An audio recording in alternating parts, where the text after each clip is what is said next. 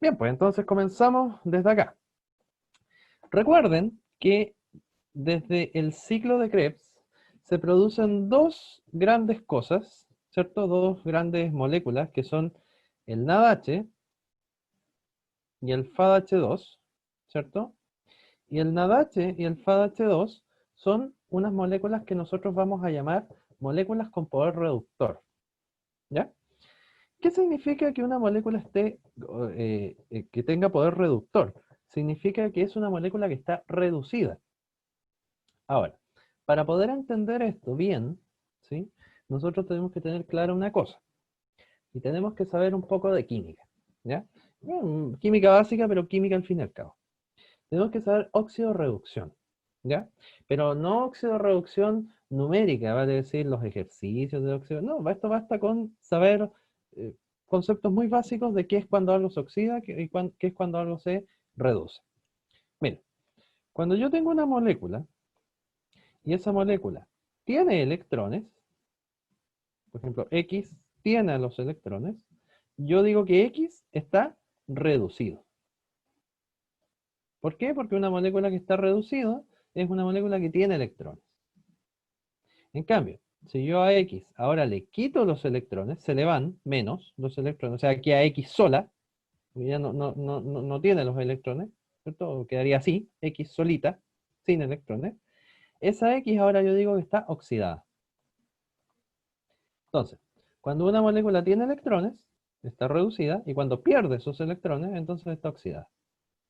¿Sí? Capichi, eso es sencillo. Ya, pues entonces, estas moléculas están reducidas. ¿Qué significa que estén reducidas? Que tienen electrones. Pero resulta que cuando salen del ciclo de Krebs, salen con los electrones, pero una vez que salen del ciclo de Krebs, los pierden.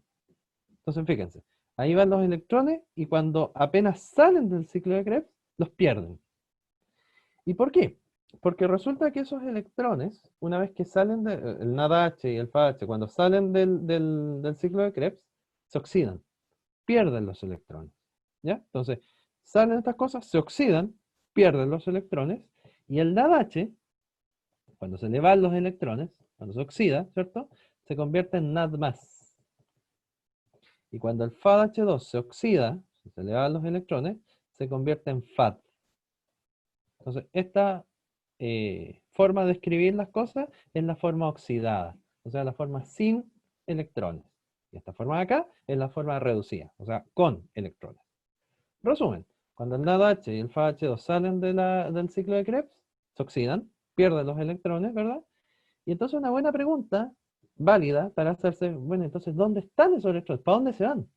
Bueno, muy buena pregunta. Esos electrones se van hacia acá, a esta cosa que se llama la cadena transportadora de electrones. La cadena transportadora de electrones está a lo largo de todas las crestas mitocondriales. No es que esté en un puro lugar, sino que todas las crestas mitocondriales, todas tienen estas proteínas que están acá. Estas cosas que están acá son proteínas. Y esas proteínas tienen un nombre, se llaman citocromos. ¿Ya? Ese es el nombre que tienen, citocromos. Con el citocromo C, el citocromo A, el citocromo, la plastoquinina, en fin, un montón de nombres que en realidad no entran al lugar para la PCU, pero sí ustedes tienen que tener claro de que estas proteínas, esta serie, esta cadena de proteínas que está en las crestas mitocondriales se llaman citocromos. Bueno, la cosa es que estas proteínas son como un imán para los electrones. Entonces, cuando el NADH y el FADH2 salen, estas, estas proteínas lo que hacen es como imantar así a los imanes y los atraen. Entonces, por eso estas cosas que traen los electrones se oxidan, porque las proteínas se lo quitan. ¿Sí? Los imanes, por así decirlo, de estas proteínas le quitan los electrones al NADH y al FADH2. Entonces, ¿qué pasa? Que resulta que cuando estas proteínas le quitan, ¿verdad?, los electrones al NADH y al FAH2, esos electrones caen a esta cadena y fíjense que uno a uno se van pasando los electrones de una a otra. ¿Se fijan, no? Que de una a otra se van pasando una y otra y otra y otra vez. Bueno, ¿cuál es la gracia del movimiento de estos electrones? La gracia es súper sencilla. Tiene un objetivo bien claro, que es muy sencillo. que los electrones se muevan de una a otra proteína, de una a otra, de una a otra, de una a otra, ¿cierto? Cumple el objetivo siguiente, que cada vez que los electrones se van moviendo de una a otra proteína, a través de estas proteínas, aquí no se ve, pero a través de estas proteínas, se van generando un movimiento, pero ahora no de electrones, sino que de protones. H+.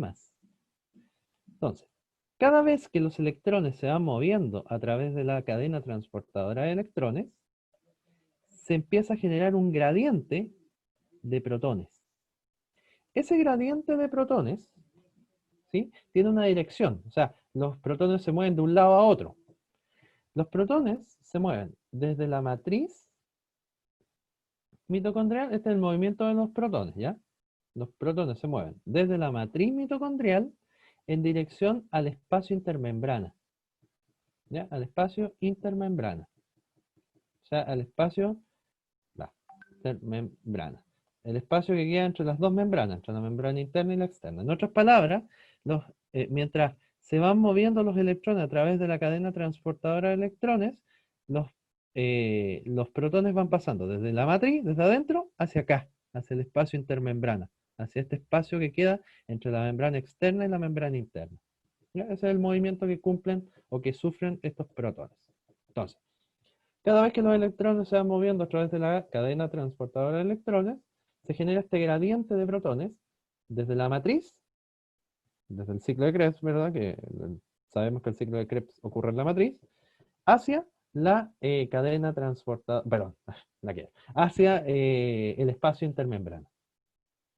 Entonces uno podría preguntarse, ya, bonito, ¿cierto? Bacán, pero ¿cuál es la gracia de mover electrones? Y más allá de eso, ¿para qué sirve mover protones? Porque ya yo te puedo entender que mover los electrones ya de una a otra, ya se puede entender. Pero esto, ¿para qué sirve? ¿Cierto? Una buena pregunta. ¿Para qué logro con generar esto? Bueno, es una muy buena pregunta y ya la vamos a ver y te la voy a contestar. Pero ahora, antes de contestarla, necesito que te des cuenta de algo. Fíjate en esos electrones que van ahí. Fíjate, se lo pasan a otra, a la otra, a la otra, a la otra, a la otra. Y esta última, fíjate que lanza esos electrones y se forma algo. Mira, la última proteína que lanza electrones, que es esta, lo lanza ¡shup! Y se forma algo. ¿Te fijas o no? Que se forma ¡shup! Y se forma algo.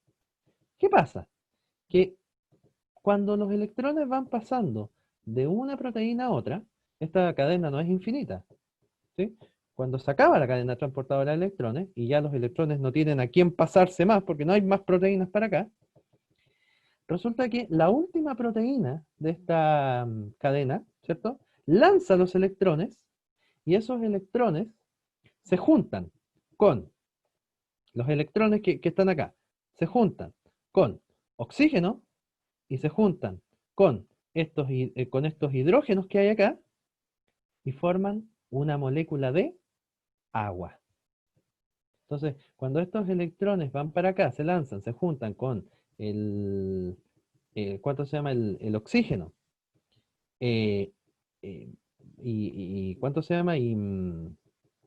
Eh, También los protones, ¿verdad? Se juntan con el oxígeno y también algunos protones, se forma agua.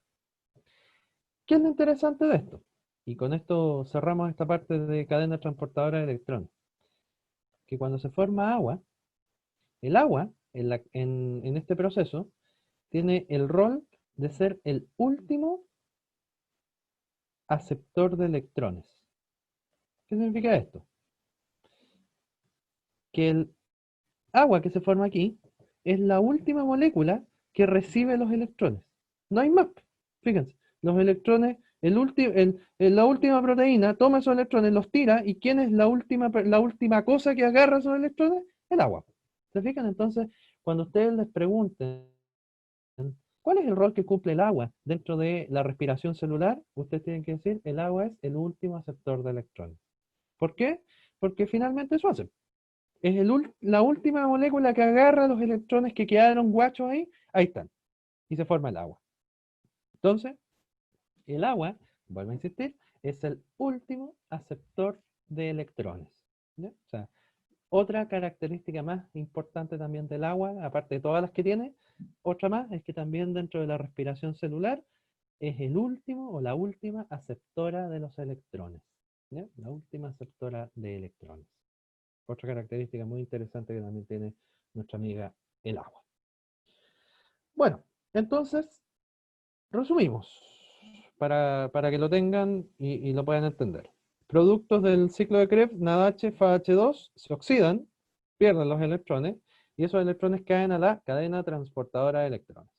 ¿Qué es la cadena transportadora de electrones? Un conjunto de proteínas, llamadas citocromos, que se encuentran en la membrana interna, ¿cierto?, de la mitocondria. Cuando los electrones se van pasando de una a otra proteína, se va generando un gradiente de protones. Gradiente que tiene la siguiente dirección. Desde la matriz al espacio intermembrana. ¿Ya? Esa es la dirección del gradiente. Desde la matriz hacia el espacio intermembrana. No, la fotosíntesis es otra cosa. Esto es la respiración celular, lo que está pasando dentro de la mitocondria. La fotosíntesis ocurre dentro del cloroplasto. Y eso lo vamos a ver en todo caso, pero lo vamos a ver más adelante. Es un proceso igual parecido en ciertas cosas, pero lo vamos a ver más adelante. ¿Ya? Cuando veamos fotosíntesis, ¿cierto? Lo vamos a ver con detalle, así, justamente, y ahí lo van a entender. ¿Ya? Entonces, cuando los electrones, ¿cierto?, se van pasando de un citocromo a otro, se va generando una gradiente ahora de protones.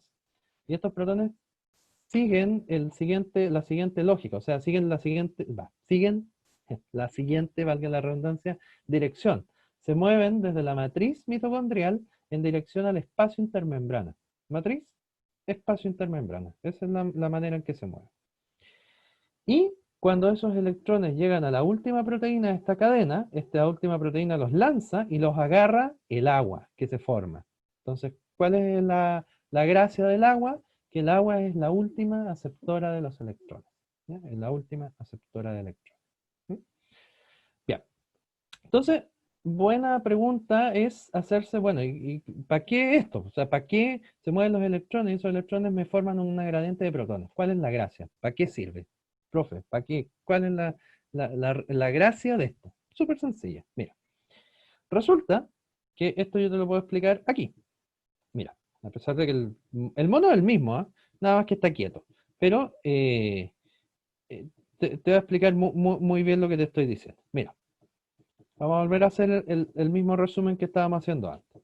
Desde el ciclo de Krebs se genera NADH, ¿cierto? Y FADH2, y ellos se oxidan, sueltan los electrones, y estos electrones, ¿verdad?, empiezan a moverse por esta cadena transportadora de electrones, ¿cierto? Entonces, ¿qué pasa? Que resulta que mientras los electrones se están moviendo entre una y otra proteína, se empieza a generar esta gradiente de protones. ¿Se fijan, no? Que cada vez que los electrones se mueven de una a otra, se generan gradientes de protones. Desde la matriz en dirección al espacio intermembrana.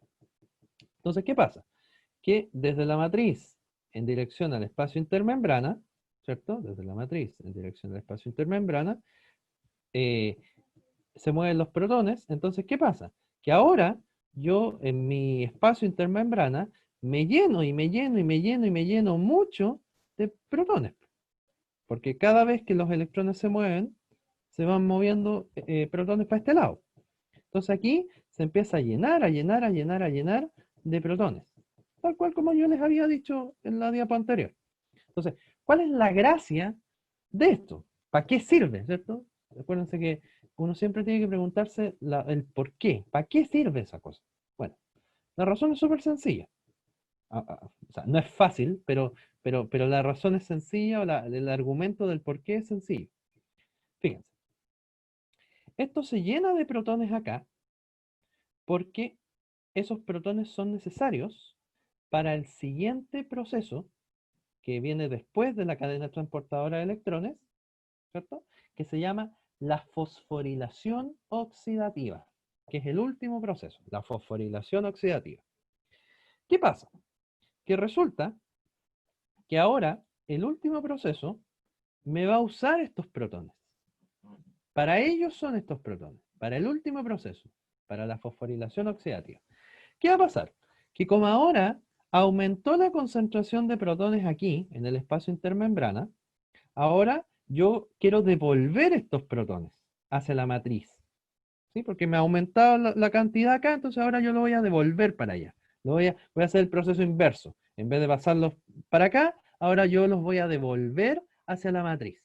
Pero lo interesante es lo siguiente, que el lugar por el cual yo devuelvo estos protones no es por las mismas proteínas que me lo movieron para acá, sino que es por otra, que es esta proteína tremenda que está acá, que es una enzima, que se llama ATP sintasa. La ATP sintasa, como buena enzima que es, tiene ¿cuánto se llama? Tiene un sustrato, ¿cierto? Todas las enzimas funcionan con un sustrato, eso lo vimos la semana pasada. Entonces, ¿qué pasa? Que el sustrato de la ATP sintasa es nada más y nada menos que los protones. En otras palabras, que la ATP sintasa a usted lo que hace es que le gustan los protones. Y pasa que cuando usted le entrega protones, ella inteligentemente los pesca y los convierte en ATP.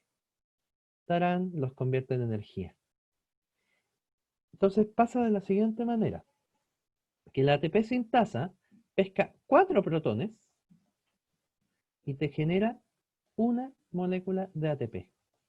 Entonces, por cada 4 protones que pasan a través de la ATP sintasa, la ATP sintasa te genera una molécula de ATP.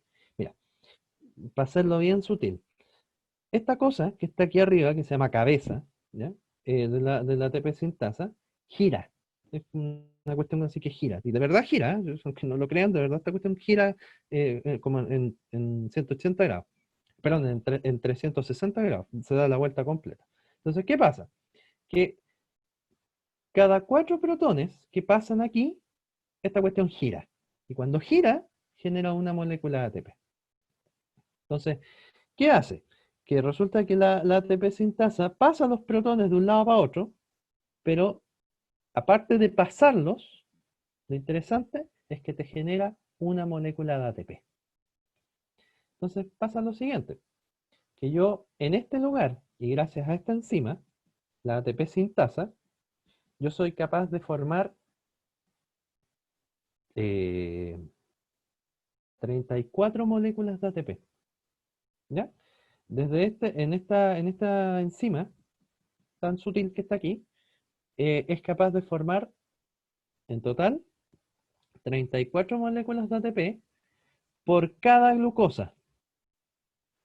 Vale decir que cuando usted empezó el proceso desde la glucosa, ¿se acuerda cuando empezábamos la glucólisis? Que esa glucosa se rompía en piruvato, ¿verdad? Bueno, desde esa glucosa, usted aquí en este proceso va a lograr formar 34 moléculas de ATP. 34, nada más y nada menos. O sea, la proporción es una molécula de glucosa en esta etapa, ¿cierto? En la fosforilación oxidativa, es capaz de formar 34 moléculas de ATP. Entonces, para hacer el resumen, pasa lo siguiente, que en la vía aeróbica, en realidad se forman 38 moléculas de ATP. ¿Y por qué 38? Porque en la fosforilación oxidativa, a partir de una glucosa, todo esto es a partir de una glucosa, ¿ya? A partir de una glucosa, en la glicólisis yo formaba 2 moléculas de ATP. En el ciclo de Krebs yo formaba 2 moléculas de ATP. A partir de una glucosa. Y en la fosforilación oxidativa yo formaba 34 moléculas de ATP. A partir de una glucosa. Si yo sumo 34 más 2 me da 38. Entonces eso quiere decir que de una molécula de glucosa usted es capaz de formar 38 moléculas de ATP. Totales. Pero ¿qué es lo importante aquí? Que de esa totalidad, de esos 38 moléculas de ATP, usted solamente puede usar 36. ¿Ya? De esas 38 moléculas de ATP, hay una merma de 2 ATP que convierte la cifra final en 36 realmente utilizables. ¿Por qué? Porque el ciclo de Krebs, como le dije yo, es un ciclo anfibólico. Habían reacciones de catabolismo que producían ATP y también hay reacciones de anabolismo que gastan ATP. Entonces, ¿qué pasa? Que en el ciclo de Krebs se producen 2 ATP, pero se gastan también 2. Entonces, finalmente, la producción en ATP del ciclo de Krebs es cero, porque si se producen 2 y se gastan 2, se producen 2 y esos 2 yo se los quito, da cero. ¿Se fija? Entonces, por eso en realidad la producción realmente utilizable son 36. ¿Ya? 38 es la totalidad. Se producen 38, es cierto. Pero si yo tomo en cuenta los 2 que se gastan dentro del ciclo de Krebs, entonces son 36 los realmente utilizables. Entonces, esta ecuación no la olvide. De una glucosa, usted es capaz de formar 38 moléculas de ATP total, pero 36 realmente utilizables, porque 2 de esos ATP son usados por en el mismo ciclo de Krebs, son gastados, no son creados, son gastados. ¿Sí? Y acuérdense por qué, porque el ciclo de Krebs es un ciclo anfibólico. ¿Ya? Ese es el nombre correcto que esto tiene. Bien, pues, entonces hemos terminado, ¿verdad? La vía aeróbica.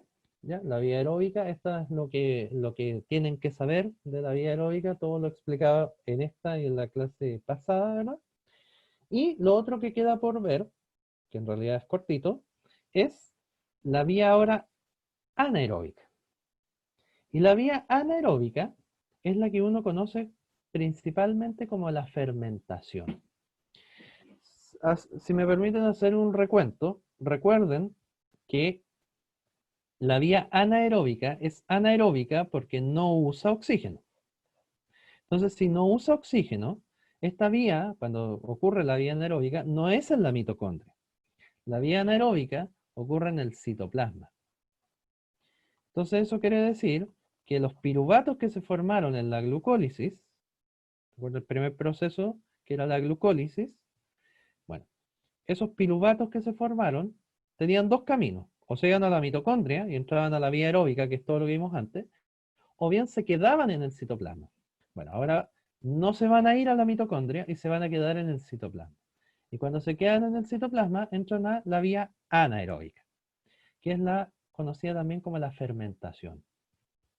Y la fermentación hay de dos tipos: la fermentación láctica y la fermentación alcohólica. ¿Ya? Vamos primero por la fermentación láctica. ¿Ya? Bueno, hay muchos organismos de este mundo que de manera normal, o sea, así como nosotros hacemos vía aeróbica de manera normal, hay organismos que de manera normal hacen fermentación láctica. Viven así, haciendo fermentación láctica. Y no saben hacer otra cosa que fermentación láctica. Nosotros, por nuestra parte, los organismos animales, no solo los humanos, me refiero a los organismos animales en general, estamos hechos para hacer vía aeróbica, pero en condiciones muy especiales podemos hacer vía anaeróbica, y específicamente fermentación láctea. Y ahora les voy a explicar, porque no todas las células del cuerpo nuestro al menos pueden hacer fermentación láctica de partida, solamente una es bien específica, y ya vamos a conversar de ella. Bueno, la fermentación láctica es un proceso muy simple en el cual aquí tenemos la glucólisis, ¿verdad? Que desde nuestra glucosa formamos piruvato, dos moléculas de piruvato, ¿verdad? Y por tanto, ustedes saben que formamos dos moléculas de ATP, ¿verdad? Eso es conocido, ya lo vimos la semana pasada. Pero ahora, este piruvato, o ácido pirúvico, ¿verdad? Que es lo mismo, en vez de irse a la mitocondria, se queda en el citoplasma. Y acuérdense que dentro de la glucólisis, usted formaba dos cosas. Formaba dos moléculas de ATP y dos moléculas de NADH. ¿Se acuerdan, no? Que formaba dos moléculas de ATP y dos de NADH. Bueno, pasa que ahora si esta cosa, ¿cierto? El ácido pirúvico no se va a la mitocondria y se queda en el citoplasma, ahora ese piruvato se convierte en ácido láctico. Y para formar ácido láctico a partir del piruvato, ahora estos dos NADH que yo formé, ahora los voy a gastar. Voy a gastar este poder reductor, lo voy a gastar, ¿cierto? Lo voy a gastar y gracias a eso el ácido pirúvico se va a poder convertir en ácido láctico. O sea, aquí hay un gasto de esta molécula, ¿cierto? Que es el poder reductor, em, para poder convertir, ¿cierto? El ácido pirúvico en ácido láctico. Lo interesante es qué células pueden hacer esto. Bueno, como les decía yo, hay muchos organismos que de manera normal, de manera eh, normal, ¿cierto? Hacen esto. Eso es su forma de vida. Lo único que saben hacer es convertir el ácido pirúvico en ácido láctico. Un ejemplo muy común son las bacterias, que se llaman lactobacillus, que forman ácido láctico y que uno se lo puede comer. No sé si alguna vez han escuchado el yogur de pajarito. Bueno, eso es ácido láctico, producido por bacterias que hacen esto, que pescan el ácido pirúvico y lo convierten en ácido láctico. Y eso que usted le echa azúcar y se come, ¿cierto? Que es ácido, se llama, ¿por qué es ácido? Porque es ácido láctico. Entonces, y uno, ¿cierto? Le echa azúcar y es bastante rico. Bueno, ese es el yogur de pajarito, es eso, producto de la fermentación láctica que hacen esas bacterias. ¿Ya? ¿Qué otras células pueden hacer fermentación láctica? Bueno, generalmente microorganismos, ¿ya? Microorganismos. Pero nosotros, hay unas células de nuestro cuerpo que sí logran hacer fermentación láctica cuando las condiciones son adversas. Y esas células que logran hacer fermentación láctica son las células musculares. Y no cualquier célula muscular, sino que las células musculares o las células del músculo esquelético, ¿vale? Es decir, el músculo que está, ¿cierto?, dentro de nuestro cuerpo, pegado a los huesos, ¿verdad? Esas células logran hacer fermentación láctica. ¿En qué condiciones? En condiciones de estrés por falta de oxígeno. Entonces, uno podría preguntarse, ¿y en qué momento de mi vida, en mi cuerpo, podrían mis células de los músculos quedar sin oxígeno? Y como quedan sin oxígeno, no pueden, la mitocondria no puede funcionar y por tanto se tienen que hacer esta otra alternativa de generar fermentación láctica. Y la respuesta es súper sencilla. Cuando ustedes tienen educación física, pasa esto. Por ejemplo, el día de mañana, si algún día volvemos al colegio y hacen educación física, real y los hacen correr y los hacen trotar y les hacen hacer un montón de ejercicio. ¿Qué pasa? Que resulta que como ustedes no están acostumbrados a hacerlo de manera normal, ¿cierto? A lo mejor alguien sí, yo los grandes deportistas, o si usted se practica, ¿verdad? Que puede ser, usted no va a tener ese problema. Pero la mayoría de los mortales, como yo, que somos sedentarios absolutos y no hacemos nada, ¿cierto? Si nos, ¿cuánto se llama?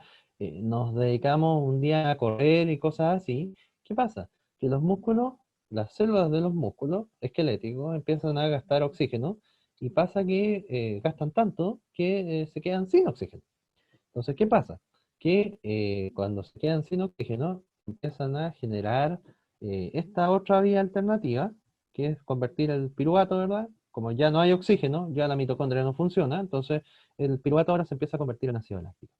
¿Y qué pasa? Que los músculos se empiezan a llenar de ácido láctico y cuando los músculos se llenan de ácido láctico, duelen y duelen mucho. Y esa es la razón por la cual cuando usted hace ejercicio, después le duele y le duele mucho.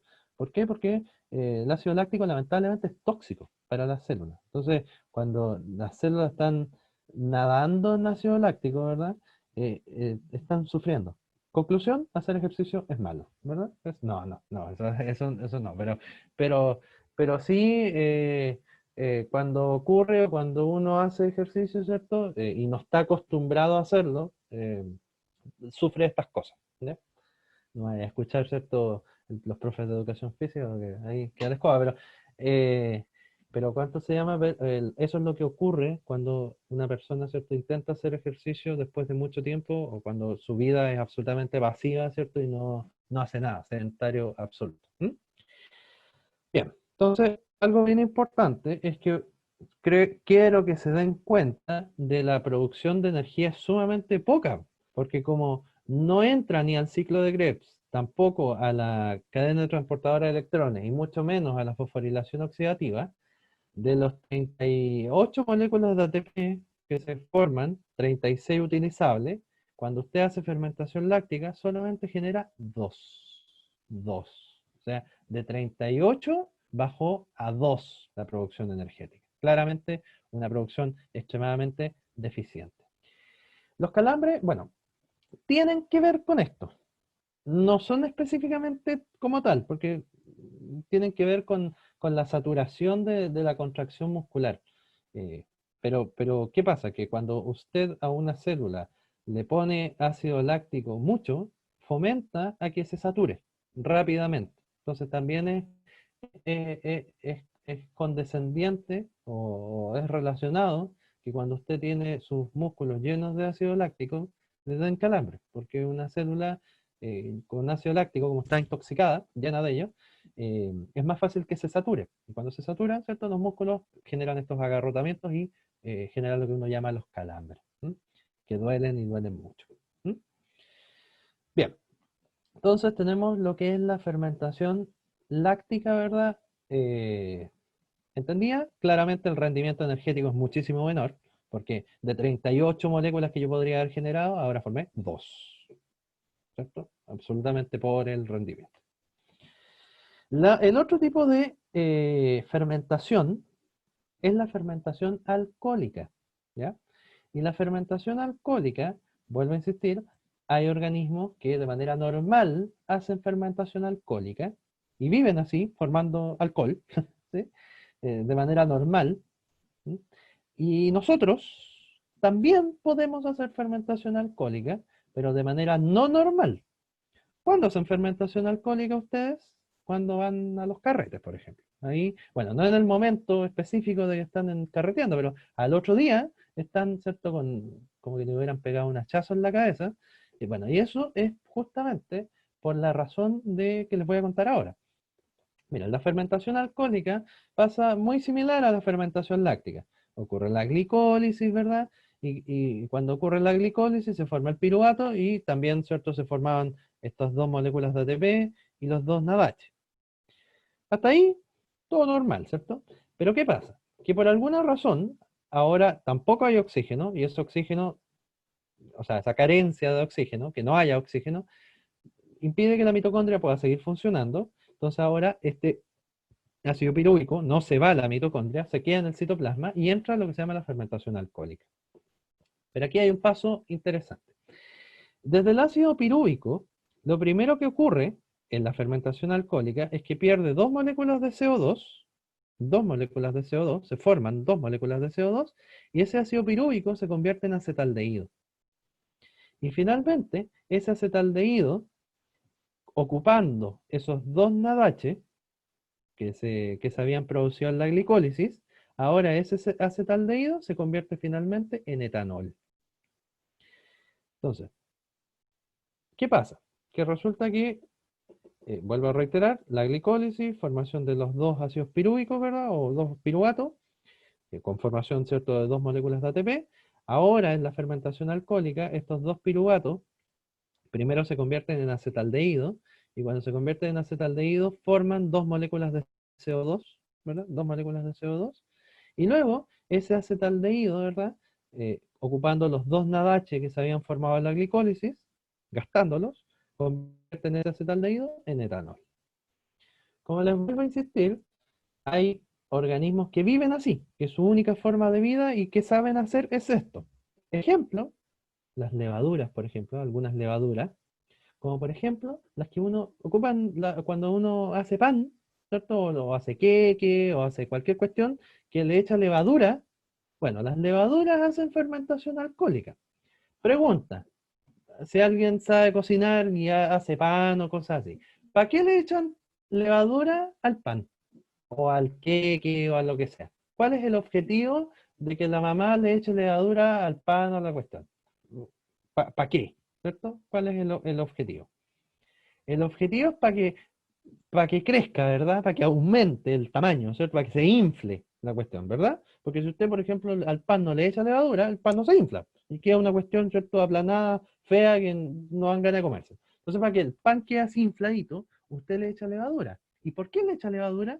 Por una razón súper sencilla. Porque las levaduras hacen esto, hacen fermentación láctica. O sea, fermentación alcohólica, disculpe. Pero mire, cuando las levaduras están tomando el ácido pirúvico lo convierte en acetaldehído y generan dos moléculas de CO2. ¿Y qué es el CO2? Un gas. Y ese gas es el que infla las cuestiones. ¿Se fijan? El pan, la torta, el queque, lo que sea.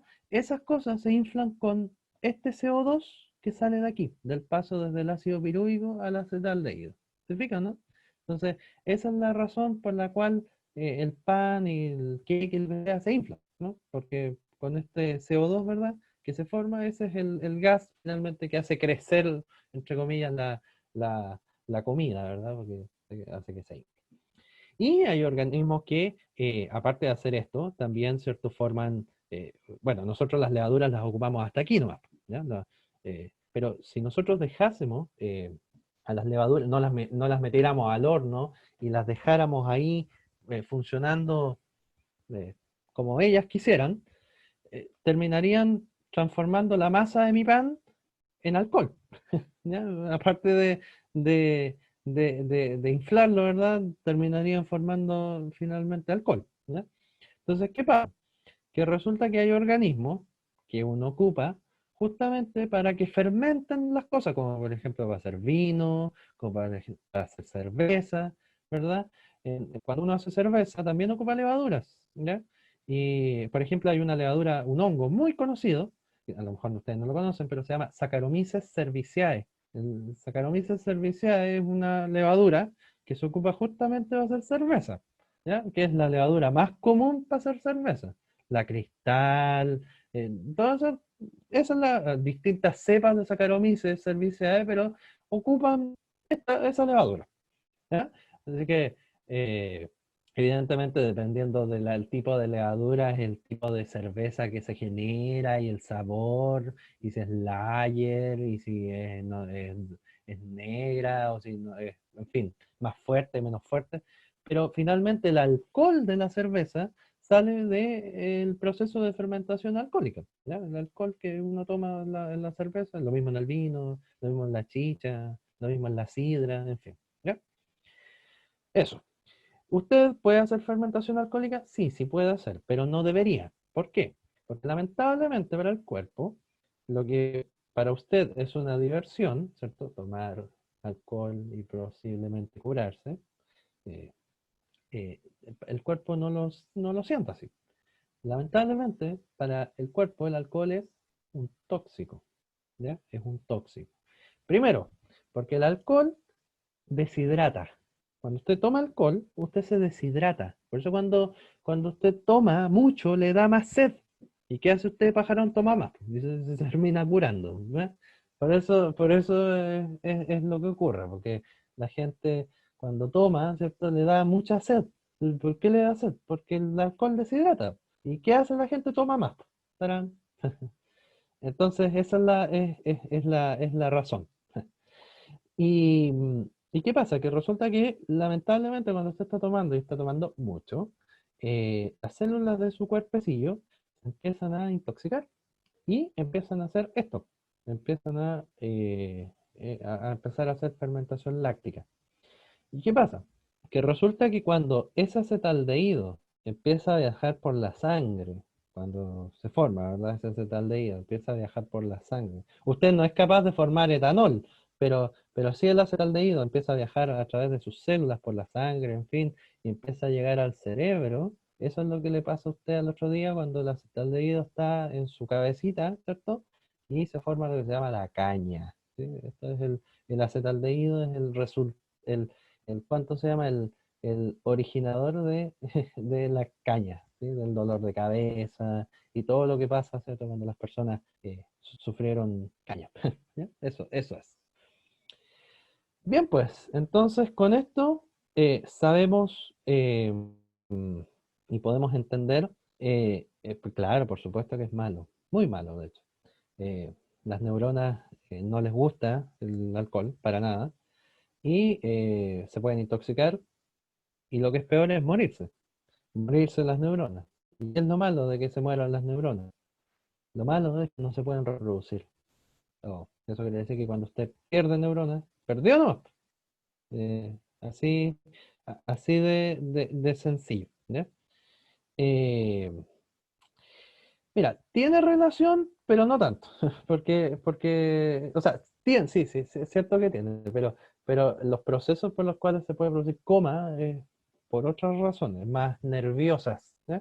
Cuando veamos sistema nervioso, ahí lo vamos a ir en detalle viendo y dándonos cuenta de las distintas cosas que ocurren. Pero por ahora, ¿cierto? Ciñámonos a esto, que es lo que estábamos viendo. Yo sé que es muy entretenido lo demás, pero de hecho a mí me encanta, eh,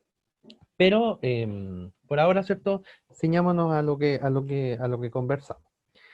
Bueno, pues, entonces con esto cerramos la parte de enzimas y respiración celular, ¿sí? Con esto le damos así el broche del cierre de enzimas y respiración celular. Y ahora vamos a hacer una pausa un segundo para yo mostrarles otro power, en donde vamos a empezar a ver lo nuevo que vamos. Ok, entonces vamos a empezar a ver mitosis, bueno, el ciclo celular y la mitosis. ¿Ya? Esa es nuestra nueva unidad que vamos a comenzar el día de hoy y avanzaremos y veremos lo que podamos hoy día. Bueno, ya sabemos esto, ¿cierto? Los tipos de respiración celular, dónde ocurre la aeróbica en la mitocondria, dónde ocurre la anaeróbica que es en el citoplasma. La anaeróbica hay dos tipos, fermentación láctica y alcohólica, y también, ¿cierto? El metabolismo celular es mediado por enzimas, y ya sabemos todas las cosas de las enzimas que funcionan con un sustrato, con un cofactor o con una coenzima, ¿verdad? Y que generan productos. Y todas las características que estas tienen, ¿verdad? Ya es de cómo se unen, ya es cerradura, encaje inducido, que son eficientes, que disminuyen la energía de activación de las reacciones químicas, en fin, en fin, en fin.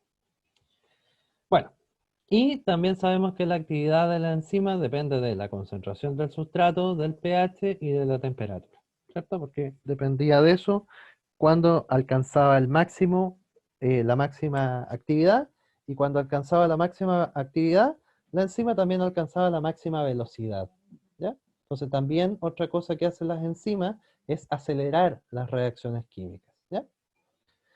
Bien. Entonces lo que vamos a tratar de aprender hoy son todas estas cosas, ¿cierto? Vamos a tratar de aprender también del cáncer, así que hay hartas cosas que vamos a ver, no creo que hoy día, pero sí trataremos de ver lo que más se pueda, ¿ya? Ok, fíjense, aquí hay una pregunta de la PSU del 2016 y dice, ¿cuál de las siguientes figuras corresponde a una célula animal en metafase? Así de sencillo. ¿Cuál es una célula animal en metafase? ¿Cuál es la alternativa correcta? Bueno, evidentemente es sencillo para mí porque yo la sé, ¿cierto? Y sé esto sin problema. Pero yo para poder responder, ¿no? ¿Cierto? Usted tiene que saber primero qué es la metafase, ¿cierto? Y cuál es la característica de la metafase y cosas por el estilo. Entonces, me gustaría saber, si es que saben, eh, cuál es la alternativa correcta y y si no lo saben, ¿cierto? Bueno, vamos a tratar de, de suplir aquello dentro de esta clase, ¿no? Es la idea al menos. Ya. Eh, efectivamente, es la E. ¿Ya? Esa es la alternativa correcta, es la E. ¿Mm? Y ya vamos a darnos cuenta por qué. Porque es esta y no las otras. No esa, por ejemplo, que es la anafase. No esa, que es nada. ¿Ya? Entonces ahí nos vamos a ir dando cuenta. Bueno, entonces, hartas cosas por ver, veremos lo que podamos el día de hoy. Ya. Lo primero que nosotros tenemos que saber es prender, ¿cierto?, nuestro GPS celular. ¿Dónde estamos parados? Y ahora ya no vamos a estar ni parados ni en la mitocondria ni en el citoplasma. Ahora nos vamos a ir al núcleo de la célula. Ya nos vamos a ir a nuestro querido núcleo. Y resulta que en el núcleo de la célula, ¿cierto?, existe el ADN. Eso nosotros ya lo sabemos desde hace mucho tiempo y de cuando ustedes iban en pre-kinder, ¿cierto? Les pasaron que cuando estaban adentro del núcleo de la célula está el ADN, ¿cierto? Listo. Pero resulta que el ADN dentro del núcleo no se encuentra de manera así como usted sabe que es el ADN, como esta molécula, ¿cierto? De doble hebra y todo. No, el ADN no se encuentra así. Entonces usted se podría preguntar, ¿y entonces cómo carajo está está el ADN, ¿verdad? Dentro de esta estructura que es el núcleo? ¿Cómo se encuentra? En realidad, el ADN se encuentra hiper, mega, ultra condensado. ¿A qué se refiere con que esté condensado? Se refiere a que está empaquetado, a que está eh, comprimido, está condensado, está apretadito. En idioma computín, si a alguien le gustan los computadores, es como que yo metiera, no sé, un montón de archivos e hiciera un RAR o un zip. ¿Ya? Es como meto un montón de archivos y hago una sola carpeta que se llama material de biología.zip. ¿Ya? Lo comprimí. ¿Ya? Porque cuando usted abre la carpeta aparecen una chorrera de documentos, pero eh, si yo no quiero esa chorrera de documentos y quiero convertirlo en uno solo, lo tengo que comprimir. ¿En qué? En el zip o en el RAR. En el caso del ADN es lo mismo. El ADN es tanto, chiquillos, tanta cantidad que si yo lo guardara así como es, no cabe adentro de la célula. Ni siquiera dentro del núcleo, no cabe dentro de la célula. Porque si ustedes, aunque ustedes no lo crean, ¿ya? Esto es bien raro de darse cuenta, pero si yo pudiera tomar el ADN de una célula, una célula de ustedes, y empezar así como a sacarlo, y para que ustedes vean cuánto ADN hay dentro de una célula suya, yo podría llenar una cancha de tenis del ADN que hay en una célula. Entonces, una buena pregunta y válida de hacerse, entonces, ¿cómo tanta cantidad se puede guardar en una cuestión que ni siquiera se ve, que es una célula? Y más allá, en un núcleo. Y la respuesta que le encontró la biología a eso es doblándolo sobre sí mismo. Es como cuando yo pesco un papel y lo empiezo a doblar una y otra y otra y otra y otra, y es el mismo papel, pero finalmente queda chiquitito, porque yo lo doblo una y otra y sobre sí, algo así es el ADN. Yo tengo toda la molécula del ADN y se empieza a doblar una y otra y otra y otra y otra vez sobre sí mismo, generando lo que es comprimir la cantidad inmensa de ADN que hay dentro de cada célula. Entonces, ¿cómo se comprime el ADN? Entonces, eso es algo bien importante que ustedes tienen que saber. El ADN se comprime de varias formas. La primera forma en la cual se comprime es formando estas pelotas que ustedes ven aquí, que se llaman nucleosomas. ¿Ya? Nucleosomas, que ya vamos a hablar de ellos más en detalle. Entonces, pasa que el ADN se empieza, y bueno, para que lo puedan entender, aunque lo vamos a ver más en detalle en un momento más, el ADN se asocia con unas proteínas. Las proteínas hacen una pelota. Estas proteínas que están acá no son cualquier proteína. Estas proteínas que están acá, que forman esta pelota, se llaman histonas. ¿Sí? Ese es el nombre que tienen. Histonas.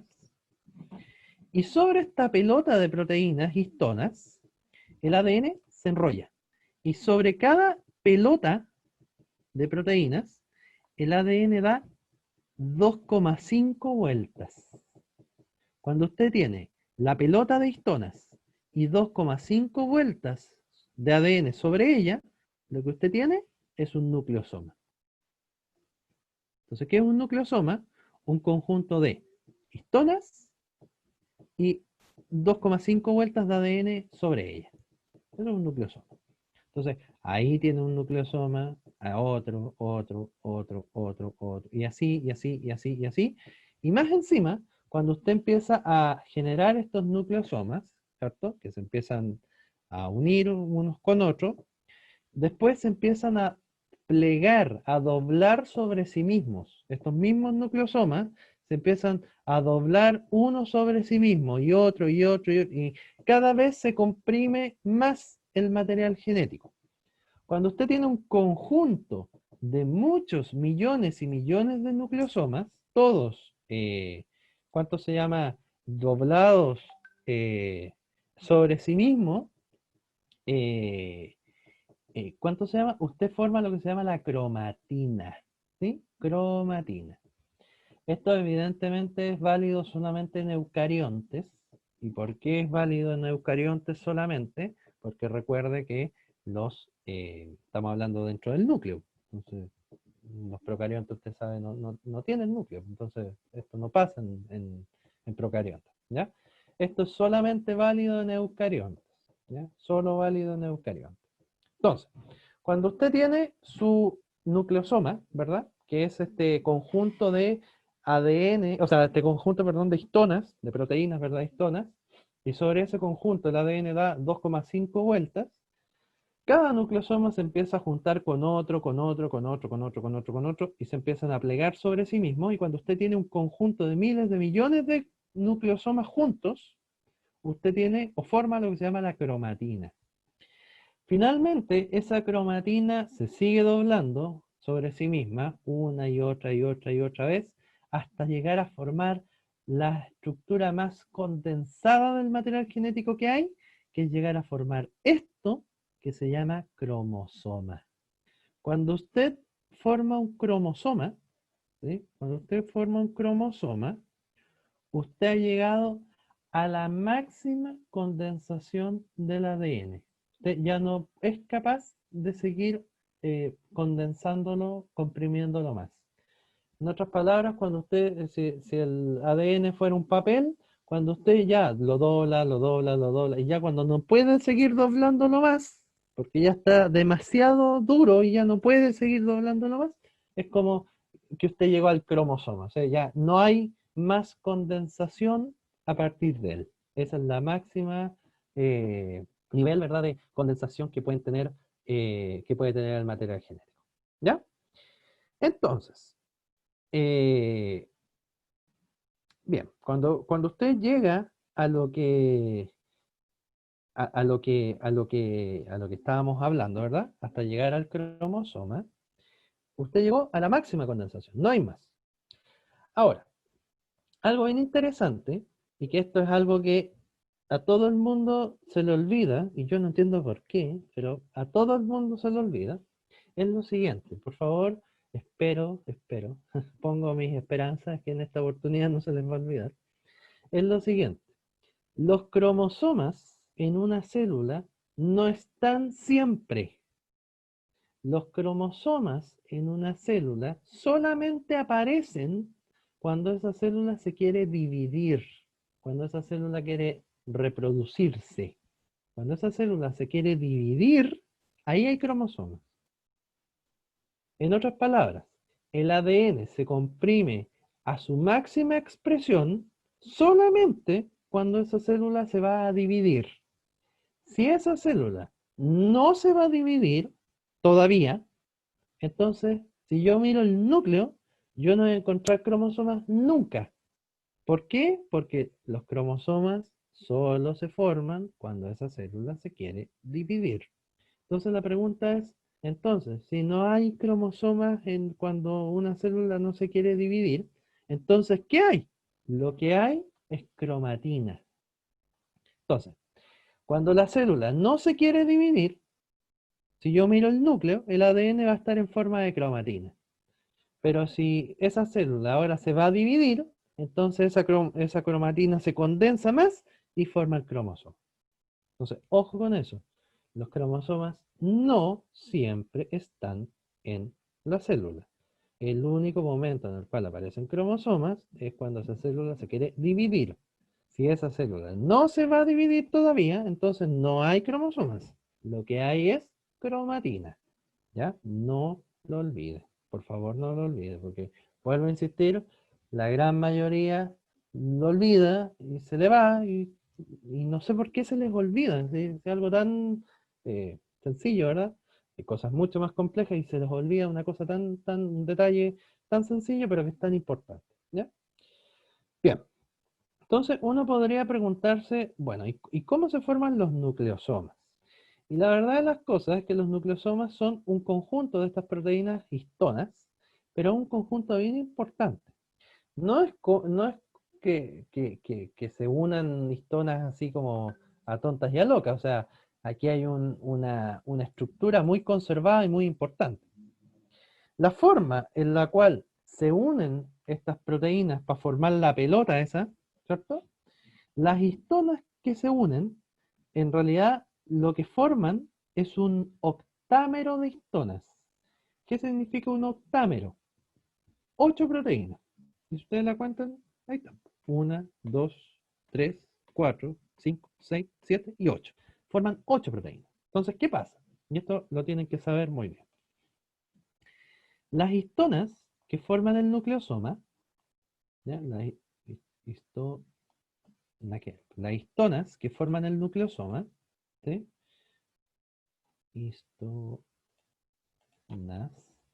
histonas que forman el nucleosoma son las siguientes. Bueno, las histonas, antes de decirles cuáles son las que forman el nucleosoma, les voy a nombrar todas las histonas que existen, ¿vale? Entonces, ¿cuáles histonas existen? La H1, la H1, la H2A, la H2B, la H3 y la H4. Esas son las histonas que existen.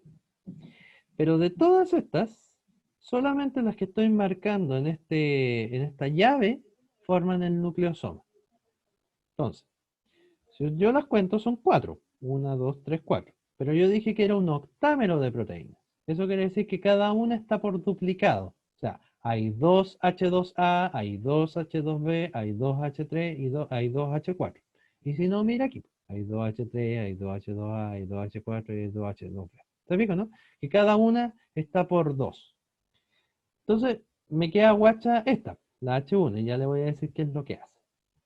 Bueno, sobre este octámero de proteínas, el ADN da 2,5 vueltas, ¿ya? Entonces, se forma la pelota, ¿verdad? El octámero de histonas, y sobre ese octámero de histonas, el ADN da 1 y 2,5 vueltas, ¿sí? 2,5 vueltas. Eso está medido, está calculado que es así, que el ADN sobre cada nucleosoma da 2,5 vueltas, 2 vueltas y media, ¿ya? Y eso es un nucleosoma, ¿ya? Entonces, ¿qué es un nucleosoma? Un octámero de histonas, y sobre ese octámero de histonas, el ADN da 2,5 vueltas. Eso es un nucleosoma. Entonces pasa que usted tiene varios nucleosomas, no tiene uno solo, sino que tiene muchos. Ahí tiene uno, aquí tiene otro, aquí tiene otro, otro, otro. Entonces, si usted se fija, por fuera del nucleosoma hay una cosa como amarilla, ¿verdad? Esa cosa amarilla es la H1. La H1 también se le llama histona linker. ¿Y qué significa linker? De unir, la histona de unión. ¿Qué hace la H1? La H1 lo que hace es esto, apelotona los nucleosomas. Une un nucleosoma con otro. Eso es lo que hace la H1. Entonces, cuando usted tiene un nucleosoma, otro, otro, otro, ¿cierto? Cuando usted los junta, ¿quién junta todos estos nucleosomas para que se haga esto y se apelotone finalmente todos los nucleosomas? Esto lo hace la H1. Esa es la función que cumple esta histona, unir nucleosomas. ¿Ya? Entonces,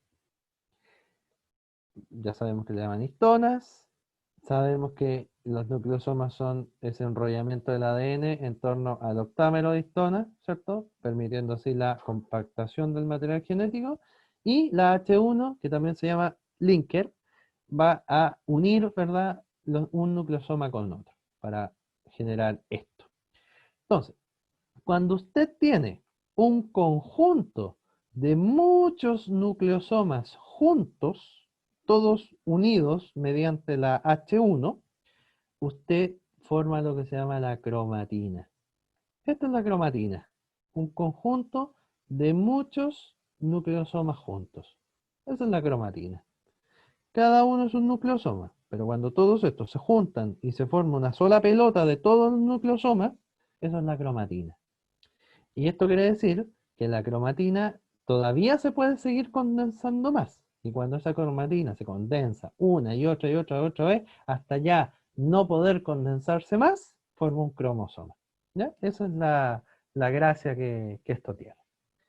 ¿Sí? Entonces, esa es la forma en la cual funcionan, ¿verdad? Y se va generando la compactación, ¿verdad? Del material genético. Así se ha resuelto el problema de cómo meter tanto ADN dentro de nuestro núcleo. ¿Ya? Bien, ok, sigamos al tiro. Dame un minuto.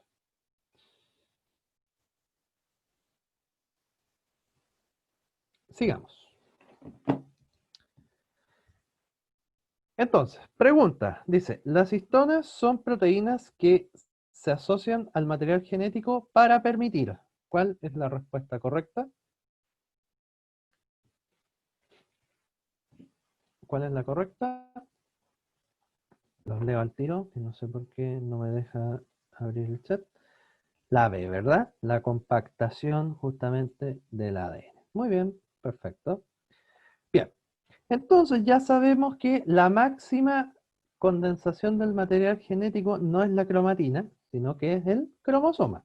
Y también sabemos que no siempre en una célula voy a encontrar cromosomas, sino que solamente los voy a encontrar cuando esa célula se quiera dividir. Si la célula se quiere dividir, entonces voy a poder encontrar cromosomas. Entonces, ¿qué son los cromosomas? Los cromosomas también se conocen como las unidades de la herencia. ¿Y por qué se llaman así? ¿O por qué les han puesto ese nombre? Porque finalmente se forman solo cuando esa célula se quiere dividir, cuando quiere dejar descendencia. Por eso se les llaman, ¿cierto?, las unidades de la herencia o las unidades hereditarias. ¿Cuál es la gracia de generar un cromosoma? O sea, ¿para qué condensar más aún el material genético? La razón es súper sencilla. El hecho de condensar tanto mi material genético y llegar a formar esto, que es un cromosoma, sirve para poder repartir de manera equitativa el material genético entre una célula y otra.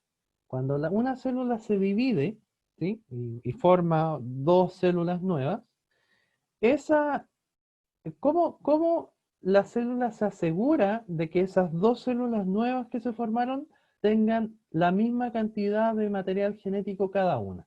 La forma en la cual esa célula se asegura de que la repartición de material genético sea equitativa para las células que se forman es generando esto, el cromosoma. Entonces, para eso sirven los cromosomas, para poder repartir de manera equitativa el material genético cuando una célula se quiere dividir, ¿sí? Entonces, de esa manera reducimos la probabilidad de que una célula quede, por ejemplo, con más material genético y una célula quede con menos, por ejemplo. ¿Puede pasar? Sí, puede pasar. ¿Pasa? Sí, pasa, pero es muy poco probable.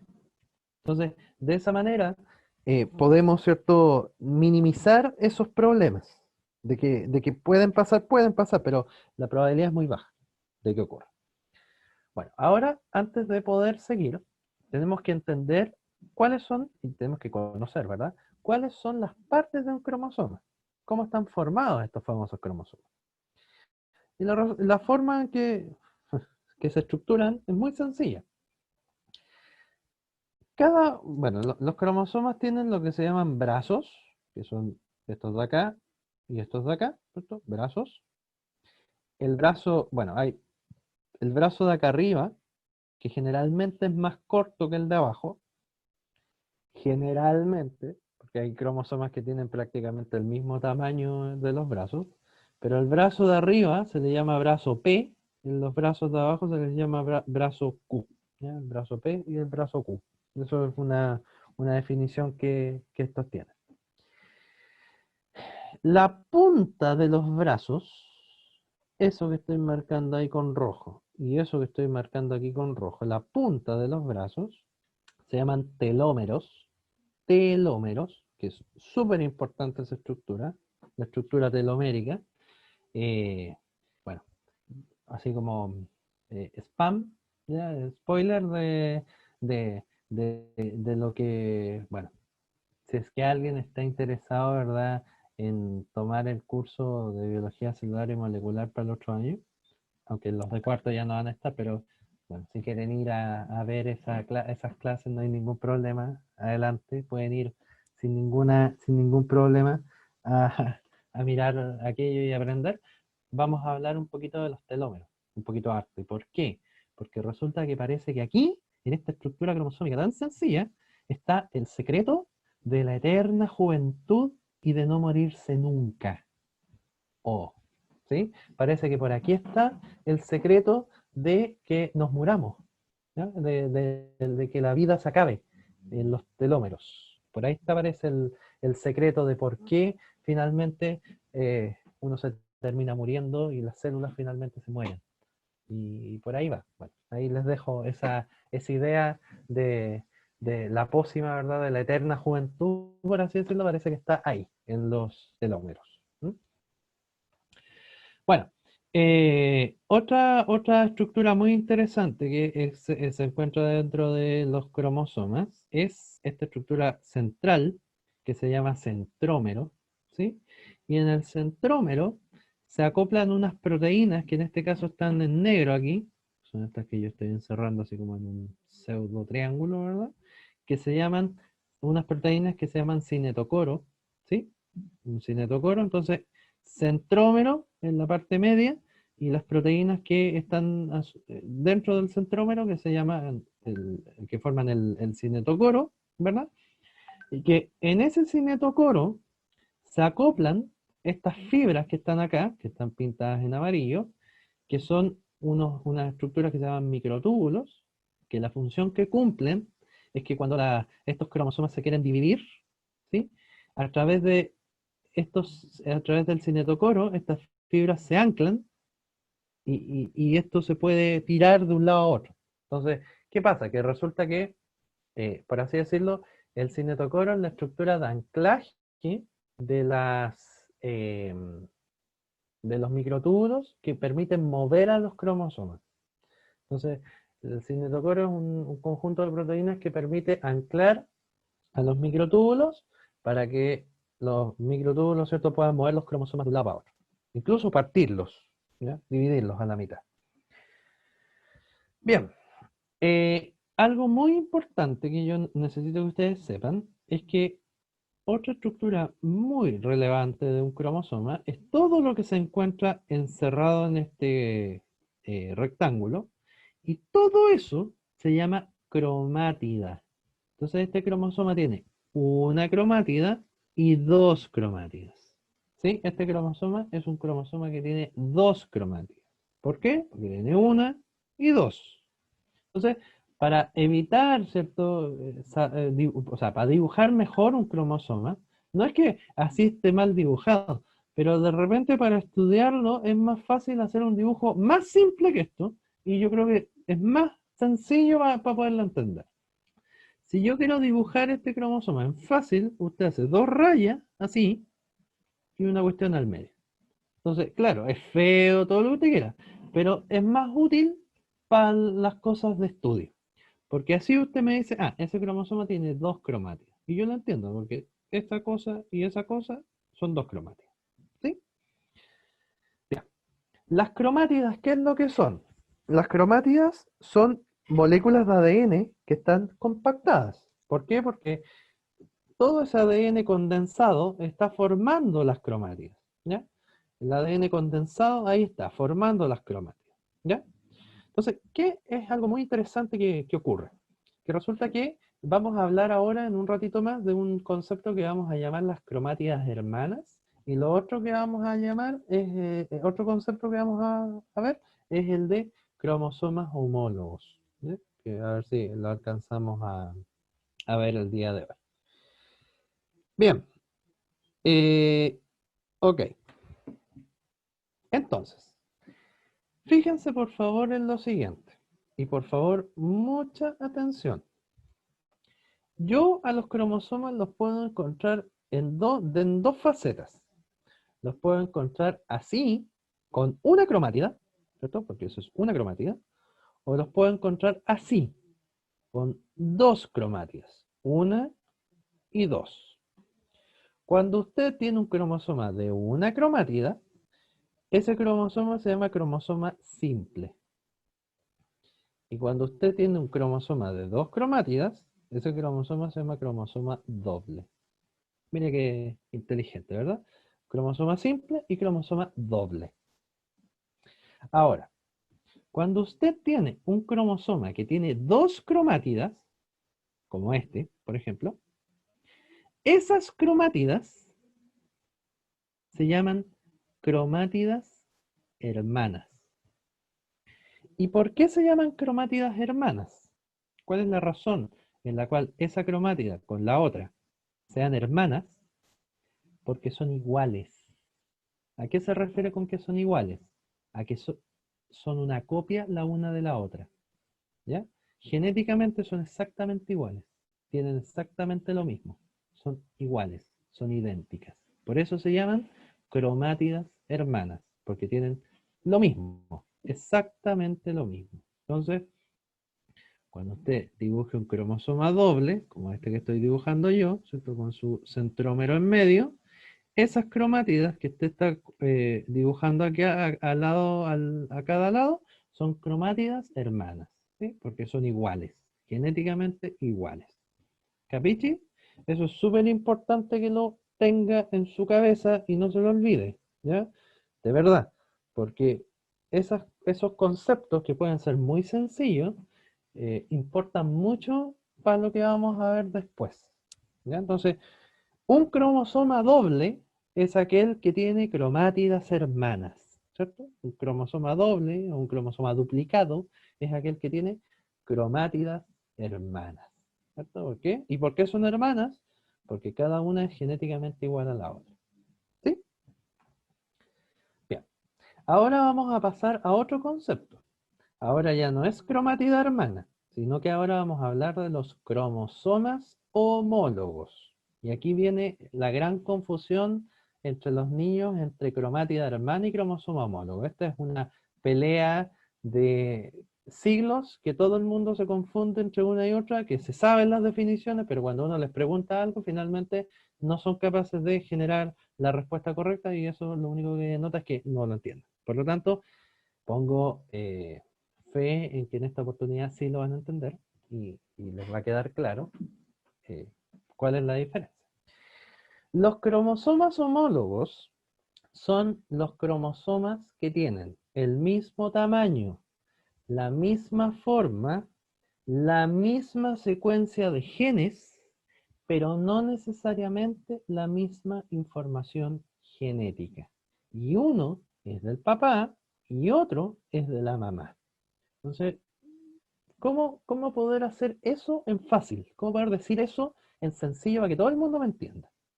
Y yo históricamente he hecho el mismo ejemplo y creo que funciona. ¿Ya? Supongamos que yo tengo estos dos cromosomas homólogos. ¿Ya? Uno me lo dio mi papá, el otro me lo dio mi mamá. ¿Sí? Entonces, son homólogos ¿por qué? Porque tienen el mismo tamaño, tienen la misma forma. Supongamos que tienen la misma secuencia de genes, pero no necesariamente tienen la misma información genética. ¿Y qué significa esto? Que no necesariamente posean la misma información genética. Se refiere a lo siguiente. Supongamos que ambos cromosomas tienen el gen, vamos a hacer bien vulgar ¿cuánto se llama? El ejemplo, pero yo creo que es lo más sencillo para que todo el mundo me entienda. Supongamos que ambos cromosomas van a tener el gen color de ojos. ¿Ya? Entonces yo les pregunto, ¿ambos cromosomas tienen el gen color de ojos? Sí, ambos lo tienen. Lo tiene el cromosoma del papá y lo tiene el cromosoma de la mamá. Pero no necesariamente poseen la misma información. ¿A qué se refiere con lo siguiente? A que, por ejemplo, mi papá me dio el gen color de ojos para que mis ojos fueran, por ejemplo, azules. Y mi mamá me dio, por ejemplo, el gen color de ojos para que mis ojos fueran café. Entonces yo les pregunto, ¿ambos tienen el gen color de ojos? Sí. ¿Pero tienen la misma información? No. A eso se refiere con que tengan distinta información. A que pueden presentar, ojo, pueden presentar la misma, por ejemplo, mi papá me la dio azul y mi mamá me la dio azul, puede ser. O los dos me la dieron café, también puede ser. Pero no necesariamente, ¿ya? Uno puede ser distinto al otro. Esta diferencia de información que presenta cada uno de los cromosomas, ¿sí? Estas posibilidades de expresión, porque el gen color de ojos, en este caso, tiene dos posibilidades de expresarse. O es azul o es café. Tiene dos posibilidades de expresarse, no tiene más. Esas posibilidades de expresión de este gen, que en este caso es el gen color de ojos, se llaman alelos. Esos son los famosos alelos, que cuando uno ve genética, ¿cierto? Habla de los alelos famosos. Bueno, esos son los alelos. Las posibilidades de expresión de un gen. Entonces, vuelvo a reiterar, cuando usted tiene cromosomas homólogos, ¿qué significa? Que son cromosomas que tienen el mismo tamaño, la misma forma, la misma secuencia de genes. Fíjense, los dos tienen el mismo gen, color de ojo, pero no necesariamente tienen que tener la misma información. En otras palabras, tienen alelos, tienen posibilidades distintas de expresión de un gen. Cuando veamos genética, veremos que esos alelos hay algunos que son dominantes, otros que son recesivos, otros que son ligados al sexo, en fin. Pero eso ya es otra cosa. Pero ahora lo que ustedes necesito que entiendan es que es la definición y las características que se sobrescriben bajo esa definición. ¿Vale decir? Que entiendan, ¿cierto?, que cromosomas homólogos son aquellos que tienen los mismos genes, pero no necesariamente la misma información. Por ejemplo, no sé, yo puedo hacer otro par de genes aquí abajo y decir, no sé, el gen, eh, esto no es tan así, pero para que ustedes lo puedan entender. Por ejemplo, el gen, no sé, eh, color de pelo, ¿ya? Por ejemplo, color de pelo. Y no sé, mi papá me dio la información para que mi pelo fuera negro y mi mamá para que yo fuera rubio. ¿Tienen los dos el misma secuencia de genes? Sí, pues sí, los dos tienen el gen color de ojo y el gen color de pelo. Los dos lo tienen, los dos cromosomas. Pero tienen exactamente la misma información, no necesariamente. Mi papá me dio información para que mi pelo fuera negro y mi mamá me dio información para que mi pelo fuera rubio. O sea, nuevamente se cumple con que hay alelos. ¿Se fija?